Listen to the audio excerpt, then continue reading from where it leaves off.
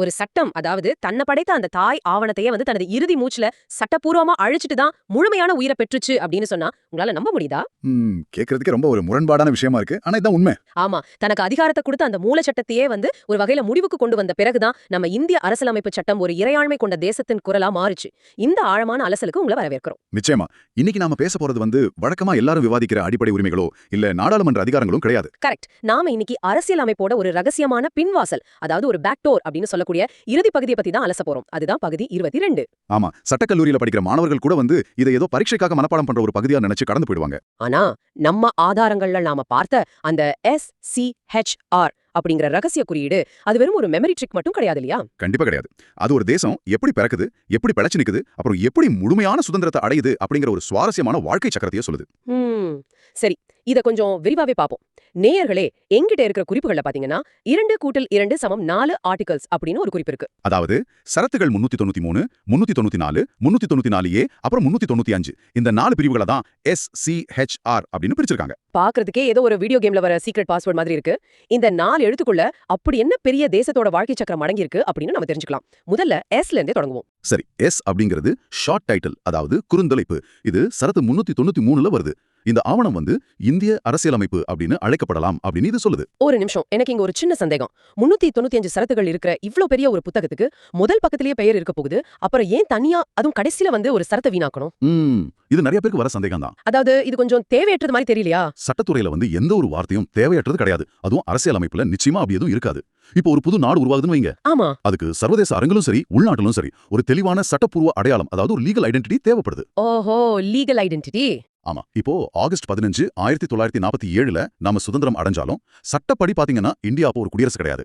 அது பிரிட்டிஷ் மன்னரின் கீழ் இருந்த ஒரு டொமினியன் ஆஃப் இந்தியா தான். ஆமா, டொமினியன் ஸ்டேட்டஸ் தான் இருந்துச்சு. எக்ஸாக்ட்லி. அந்த பழைய அடையாளத்தை மாற்றி இந்த ஆவணம் தான் இனிமே இந்த நிலப்பரப்போட உச்சபட்ச சட்டம் அப்படின்னு அதிகாரப்பூர்வமா பதிவு செய்யணும்னா இந்த பேரிடல் கட்டாயம் தேவை. புரியுது. சரத்து 393 ஏதோ ஒரு குழந்தைக்கு பேர் வைக்கிற மாதிரி கிடையாது. இது ஒரு தேசத்தோட சட்டப்பூர்வ ஞான ஸ்நானம் அப்படின்னு சொல்லலாம். வாவ். இந்த பேர்ல தான் இனிமே எல்லா ஒப்பந்தங்களும் சட்ட வழக்குகளும் அரசாணைகளும் இயங்கும். அதனால தன்னைத்தானே எப்படி அழைச்சுக்கணும் அப்படிங்கிற அதிகாரத்தை இந்த சட்டம் தனக்கு தானே வழங்கிடுச்சு. அற்புதம். அதாவது இது வெறும் பெயர் கிடையாது, ஒரு இறையாண்மையோட முத்திரை அப்படின்னு சொல்றீங்க. சரி, இப்போ பேரிட்டாச்சு. அடுத்த எழுத்து சி ஃபார் கமென்ஸ்மென்ட், அதாவது சட்டம் நடைமுறைக்கு வர காலம். இது சரத்து 394. இங்கதான் விஷயமே ரொம்ப சுவாரஸ்யமா மாறுது. அதாவது எனக்கும் சரி, நம்ம கேட்டுக்கிட்டு இருக்கிற நேயர்களுக்கும் சரி, சின்ன வயசுல இருந்தே நம்ம என்ன படிச்சிருக்கோம்? ஜனவரி 26, 1950ல தான் சட்டம் நடைமுறைக்கு வந்துச்சு அப்படின்னு தானே. எக்ஸாக்ட்லி. அதனாலதான் அன்னைக்கு நாம குடியரசு தினமா கொண்டாடுறோம். ஆனா நம்ம ஆதாரங்களை எடுத்து பார்த்தா சரத்து 394 ஒரு பெரிய ஆச்சரியத்தை நமக்கு கொடுக்குது. ஆமா, ஏன்னா சில சரத்துகள் நவம்பர் 26, 1949 அன்னைக்கே உடனடியாக, அதாவது அட்வான்ஸ் நடைமுறைக்கு வந்துருச்சு அப்படின்னு இது சொல்லுது. இது எப்படி சாத்தியம்? முழுமையா தயாராகாத ஒரு சட்டத்தோட சில பகுதிகளை மட்டும் ஏன் முன்கூட்டியே அவசர அவசரமா நடைமுறைப்படுத்தணும்? இதுக்கு நாம அந்த காலகட்டத்தோட வரலாற்று பின்னணியை கொஞ்சம் புரிஞ்சுக்கணும்.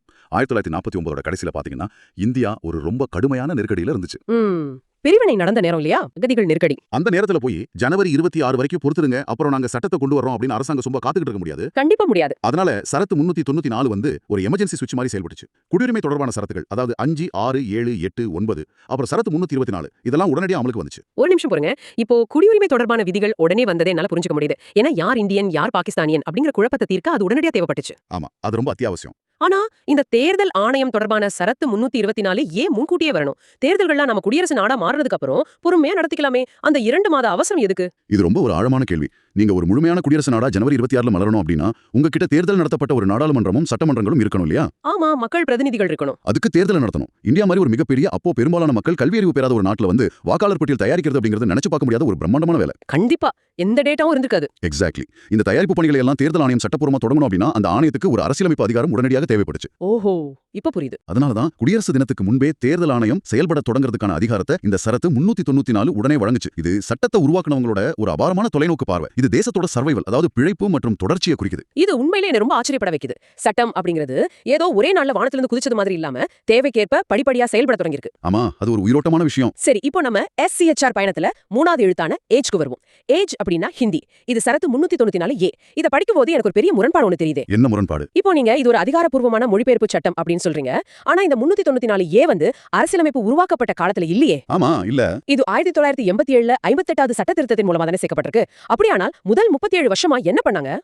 இது ஒரு முக்கியமான பாயிண்ட். ஆங்கிலம் தெரியாத ஒரு சாதாரண மனிதன் நீதிமன்றத்துல போய் தன்னோட உரிமையை கேட்கும்போது எந்த மொழியில சட்டத்தை புரிஞ்சுக்குவான்? இந்த 37 வருஷ இடைவெளியில ஏதாவது சிக்கல் வந்தா எந்த சட்டம் உண்மையானதா கருதப்பட்டுச்சு? நீங்க சட்டத்தோட மிக ஆழமான ஒரு காயத்தையே தொட்டுட்டீங்க. உண்மை என்னன்னா, அந்த 37 வருஷங்களும் அரசியலமைப்போட அதிகாரப்பூர்வமான உரை, அதாவது அத்தாரிட்டேட்டிவ் டெக்ஸ்ட் ஆங்கிலத்துல மட்டும்தான் இருந்துச்சு. ஓ, வெறும் ஆங்கிலத்துல மட்டும்தானா? ஆமா, அரசியலமைப்பு நிர்ணய சபை சட்டத்தை ஆங்கிலத்துல தான் விவாதிச்சு வடிவமைச்சு இறுதி செஞ்சாங்க. ஹிந்தியில மொழிபெயர்க்கப்பட்டிருந்தாலும் அதுக்கு ஒரு சட்டப்பூர்வமான அதிகாரத்தன்மை வழங்கப்படல. அதாவது லீகல் வேலிடிட்டி இல்ல. கரெக்ட். இதனால வட இந்தியால இருக்கிற கீழ் நீதிமன்றங்கள்ல அல்லது சாதாரண மக்களுக்கு சட்டத்தை விளக்கும் போது மிகப்பெரிய ஒரு மொழி இடைவெளி ஏற்பட்டுச்சு. ஆட்சியாளர்களுக்கும் ஆளப்படுபவர்களுக்கும் நடுவுல ஒரு பெரிய கேப் இருந்துச்சு. இது சாதாரண மக்களுக்கு ரொம்ப கஷ்டமா இருந்திருக்குமே. கண்டிப்பா. இதை சரி செய்யவே பல வருஷங்களாச்சு. இறுதியா 1987ல ராஜீவ்காந்தி அரசாங்கத்தின் கீழ தான் இந்த 58வது திருத்தம் கொண்டு வரப்பட்டு சரத்து 394 சேர்க்கப்பட்டுச்சு. அப்போ இது வெறும் ஒரு டிரான்ஸ்லேஷன் மட்டும் கிடையாது. நிச்சயமா இல்ல. இது அரசியலமைப்பை மக்களோட தளத்துக்கு கொண்டு வர ஒரு ஆக்சசிபிலிட்டி, அதாவது அழுக்கக்கூடிய தன்மையை உருவாக்குச்சு. அதாவது இது ஏதோ கூகுள் டிரான்ஸ்லேட் பண்ற மாதிரி ஒரு சாதாரண வேலை இல்ல அப்படின்னு சொல்றீங்க. ஆங்கில சட்ட வார்த்தைகளுக்கு இணையான சரியான ஹிந்தி சொற்களை பயன்படுத்தி அது அதிகாரப்பூர்வமாக்குறது. ஆமா. ஆனா இதுல எனக்கு இன்னொரு கேள்வி வருது. இப்போ ஆங்கிலத்துல இருக்கிற ஒரு வார்த்தைக்கு பல அர்த்தங்கள் இருக்கலாம் இல்லையா? இருக்கலாம். அது ஹிந்தியில மொழிபெயர்க்கும் பொழுது அர்த்தம் மாறிடுச்சுன்னா என்ன பண்றது? உதாரணமா ஆங்கிலத்துல செக்யுலர் அப்படிங்கிற வார்த்தை இருக்கு. அத ஹிந்தியில மொழிபெயர்க்கும் போது ஒருவேளை அதோட அடிப்படை அர்த்தமே நீதிமன்றத்திலும் மாறிட்டா அதை எப்படி சமாளிக்கிறது? இது ரொம்ப ஒரு நுட்பமான கேள்வி. அதுக்காகத்தான் சரத்து 394 ஒரு மிக வலுவான காப்பீடு, அதாவது ஒரு சேஃப்கார்டு வச்சிருக்காங்க. என்ன சேஃப்கார்டு அது? இந்த சரத்தோட உட்பிரிவு 2 மிக தெளிவா சொல்லுது, அரசியலமைப்போட ஹிந்தி மொழிபெயர்ப்பு மூல உரையான ஆங்கிலத்தோட அதே அர்த்தத்தை கொண்டிருப்பதாகவே கருதப்பட வேண்டும் அப்படின்னு. ஓஹோ, அப்போ ஆங்கிலம் தான் ரெஃபரன்ஸ். எக்ஸாக்ட்லி. ஒருவேளை நீங்க சொன்ன மாதிரி நீதிமன்றத்துல ஹிந்தி வார்த்தைக்கும் ஆங்கில வார்த்தைக்கும் நடுவுல அர்த்தத்துல ஏதாவது முரண்பாடு வந்தா குடியரசுத் தலைவர் தலையிட்டு ஆங்கில மூல உரைக்கு ஏத்த மாதிரி ஹிந்தி உரையை திருத்தி அமைக்க நடவடிக்கை எடுக்கணும் அப்படின்னு சட்டம் கட்டாயப்படுத்துது.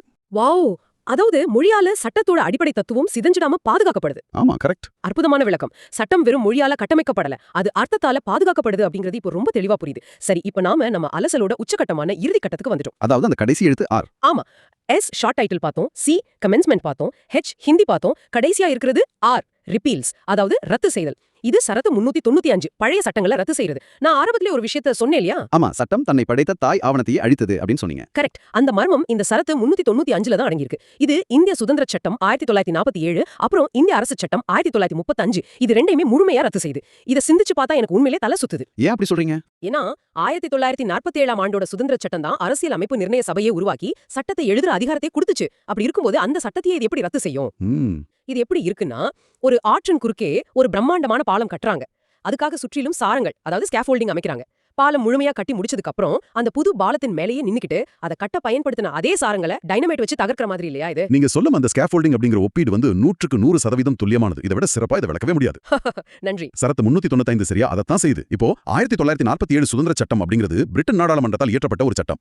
அந்த சட்டம் உயிரோடு இருக்கிற வரைக்கும் தொழில்நுட்ப ரீதியா பாத்தீங்கன்னா இந்தியாவோட சுதந்திரம் அப்படிங்கிறது பிரிட்டன் கொடுத்த ஒரு பரிசு போலவே தான் இருக்கும். ஓ, அவங்க நினைச்சா அந்த சட்டத்தை திரும்ப பெற முடியும் அப்படிங்கிற ஒரு மாயை இருக்கும். எக்ஸாக்ட்லி. இந்தியா முழுமையான உண்மையான இறையாண்மை கொண்ட தேசமா மாறணும் அப்படின்னா அந்த பிரிட்டிஷ் சட்டத்தோட எந்த ஒரு எச்சமும் இங்க இருக்கக்கூடாது. அதனால புது அரசியலமைப்பு அமலுக்கு வந்த அதே நொடியில அந்த பழைய பிரிட்டிஷ் சட்டங்கள் ரெண்டும் அதிரடியா ரத்து செய்யப்பட்டுச்சு. இது ஒரு தேசத்தோட சாவரிட்டி, அதாவது முழுமையான இறையாண்மையை நிலைநாட்டும் செயல். தாய் ஆவணத்தை அழிச்சிட்டு தன்னைத்தானே சுயம்புவா நிலைநிறுத்திக்கிச்சு நம்ம அரசியலமைப்பு. வாவ், ஒரு தேசம் தன்னுடைய அடிமை சங்கிலியை சட்டப்பூர்வமா அறுத்தெறியும் காவிய தருணம் இது. ஆனா ஒரு நிமிஷம் பொறுங்க, நான் என்னோட ஆதார குறிப்புகளை மறுபடியும் உற்று பார்த்துக்கிட்டு இருக்கேன். என்னாச்சு? இதுல ஒரு மிகப்பெரிய சட்ட முரண்பாடு தெரியுதே. சரத்து 395 எல்லா பிரிட்டிஷ் சட்டங்களையும் குப்பையில தூக்கி போட்டது சரி, ஆனா அதுல ஒரு விதிவிலக்கு கொடுக்கப்பட்டிருக்கு. அதாவது அந்த பிரிவி கவுன்சில் ஒழிப்பு சட்டம். ஆமா, பிரிவி கவுன்சில் அதிகார வரம்பு ஒழிப்பு சட்டம் 1949. இதை தவிர்த்து மற்றவை ரத்து செய்யப்படுது அப்படின்னு கூறப்பட்டிருக்கு. இது என்ன விந்த? வீட்டை முழுவதுமா சுத்தம் செஞ்சு பழைய பிரிட்டிஷ் குப்பைகள் எல்லாம் தூக்கி எரிஞ்சிட்டு ஏதோ ஒரு பழைய பிரிட்டிஷ் துடைப்பத்தை மட்டும் பத்திரமா அலமாரியில் எடுத்து வைக்கிற மாதிரி இருக்கே. இது நல்ல ஒரு உதாரணம் தான். ஏன் இந்த 1949 சட்டத்தை மட்டும் அவங்க ரத்து செய்யாம விட்டுட்டாங்க? அந்த பழைய துடைப்பத்தை அவங்க பத்திரமா எடுத்து வச்சதுக்கு மிகப்பெரிய ஒரு சட்ட ரீதியான காரணம் இருக்கு.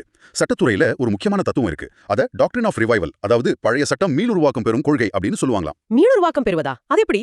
இப்போ பிரிவி கவுன்சில் அப்படிங்கிறது பிரிட்டிஷ் காலத்துல இந்திய வழக்குகளுக்கான மிக உயர்ந்த மேல்முறையீட்டு நீதிமன்றமா லண்டன்ல செயல்பட்டு வந்துச்சு. 1949ல தான் ஒரு சட்டத்தை கொண்டு வந்து அந்த பிரிவி கவுன்சிலோட அதிகாரத்தை ஒழிச்சாங்க.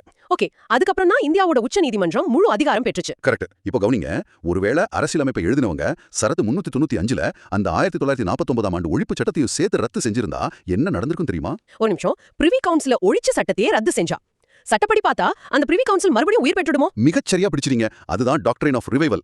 நீங்க ஒழிப்பு சட்டத்தை ரத்து செஞ்சா ஒழிக்கப்பட்ட அமைப்பு சட்டப்பூர்வமா மறுபடியும் உயிர் பெற்றுடும் அப்படிங்கிற ஒரு பெரிய ஆபத்து இருந்துச்சு. Oh my God. அதை தடுக்கிறதுக்காக தான் மிக கவனமா பிரிவி கவுன்சில் ஒழிப்பு சட்டத்தை மட்டும் ரத்து செய்யல அப்படின்னு ஒரு தொழில்நுட்ப ரீதியான விதிவிலக்க, ஒரு டெக்னிக்கல் எக்ஸெப்ஷனை சேர்த்தாங்க. இது உண்மையிலேயே வியப்பா இருக்கு. ஆமா, இது சட்டத்தை உருவாக்கின டாக்டர் பி.ஆர். அம்பேத்கர் அப்புறம் அவரோட குழுவினரோட இணையற்ற சட்ட நுண்மான் நுழைப்புலான காட்டுது. அவங்க ஒரு புது நாட்டை உருவாக்குறது மட்டும் இல்லாம பழைய ஆபத்துகள் எந்த வழியிலையும் மறுபடியும் வந்துடக்கூடாது அப்படிங்கிறதுல எவ்வளவு கவனமா இருந்தாங்க அப்படிங்கிறதுக்கு இதுவே ஒரு சிறந்த சான்று. இது உண்மையிலேயே ஒரு மனதே பிசையும் சிந்தனை தான். ஒவ்வொரு வார்த்தைக்கு பின்னாலையும் எவ்வளவு பெரிய வரலாற்று மற்றும் சட்ட ரீதியான தர்க்கம் புதைஞ்சிருக்கு அப்படிங்கிறது இப்பதான் எனக்கு தெளிவா புரியுது. கண்டிப்பா. நேயர்களே, இன்னைக்கு நாம பார்த்த இந்த SCHR அப்படிங்கிறது ஏதோ தேர்வுல பாஸ் செய்யறதுக்கான ஷார்ட்கட் கிடையாது. S for short title. இது ஒரு தேசத்தோட அடையாளம். C for commencement. இது நெருக்கடி நேரத்துல தேசத்தோட பிழைப்பு. H for Hindi. இது சட்டம் சாதாரண மக்களை சென்றடையும் அணுகுமுறை. R for repeal. இது பழைய அடிமை தலையை உடைத்தெறியும் இறையாண்மை. பகுதி 22 படிக்கும்போது நாம வெறும் சட்டப்பிரிவுகளை படிக்கல. ஒரு மாபெரும் தேசம் எப்படி பிறந்துச்சு, எப்படி நடைபழகுச்சு, எப்படி முழுமையா சுதந்திர காற்றை சுவாசிச்சுச்சு அப்படிங்கிற காவியத்தை தான் படிக்கிறோம். ஆமா, ஆனா இதுல இருந்து நாம எடுத்துக்க வேண்டிய மிக முக்கியமான, உங்களை சிந்திக்க வைக்கக்கூடிய ஒரு விஷயம் இருக்கு. என்னது? ஒரு சட்டம் தனக்குத்தானே அதிகாரத்தை வழங்கிக் கொள்ள முடியுமா அப்படிங்கிற அந்த தத்துவார்த்தமான கேள்விதான். சரத்து 395 படி அரசியலமைப்பு தன்னை உருவாக்கின பிரிட்டிஷ் சட்டத்தையே அழிச்சிருச்சு அப்படின்னு பார்த்தோம். அப்படியானால் இந்த அரசியலமைப்புக்கு அதிகாரம் எங்கிருந்து வந்துச்சு? ரொம்ப ஆழமான கேள்வி. பிரிட்டிஷ் அரசாங்கம் கொடுக்கல அப்படின்னா யார் கொடுத்தது? அதுக்கான விடைதான் அரசியலமைப்போட முகப்புரையில இருக்கிற முதல் வரியான இந்திய மக்களாகிய நாம், we the people of India. உண்மையான அதிகாரம் எந்த ஒரு பழைய சட்டத்திலிருந்து வரல, அது மக்கள் கிட்ட இருந்து நேரடியாக வருது அப்படிங்கறத இந்த முரண்பாடு நமக்கு ஆழமா உணர்த்துது. இதை விட சிறப்பா இந்த அலசலை நம்ம நிறைவு செய்யவே முடியாது. சட்டம் அப்படிங்கிறது வெறும் காகிதங்கள்ல எழுதப்பட்ட வரிகள் கிடையாது. அது ஒரு தேசத்தோட மூச்சு காற்று அப்படிங்கறத இன்னைக்கு நாம மிக தெளிவா புரிஞ்சுக்கிட்டோம்.